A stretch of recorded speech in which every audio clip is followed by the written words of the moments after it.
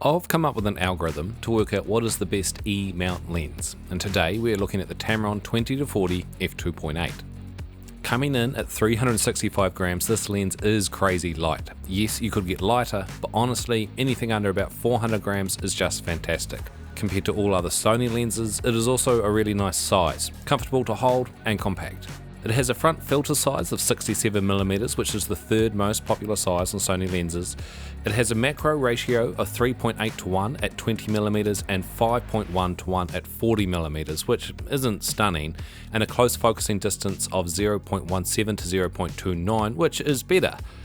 It obviously has a constant aperture of f2.8, and at the time of recording retails for about 1,160 New Zealand dollars or 700 US dollars, which is a good deal. It gains a point for that. Then we've given it a bonus for being a zoom lens. That versatility counts for something. It does not have vibration control, but it does have Tamron's new VXD linear focusing motors, so it's fast. Also pointing out, it does not have any function buttons, it doesn't have an AF/MF switch, but it does have a built-in USB-C port. None of these affect my algorithm, but they are all worth mentioning. But I did factor in image and build quality, plus what I call the focal length uniqueness bonus factor, earning it a few extra points, as getting wider than 24mm on E-mount is a little harder to do. But what about my thoughts on this lens? So, grabbing a big handful of personal opinions, this lens does extend when zooming in and out, and as far as gimbal use goes, as this lens is so small and light, I never had any balancing issues when using it.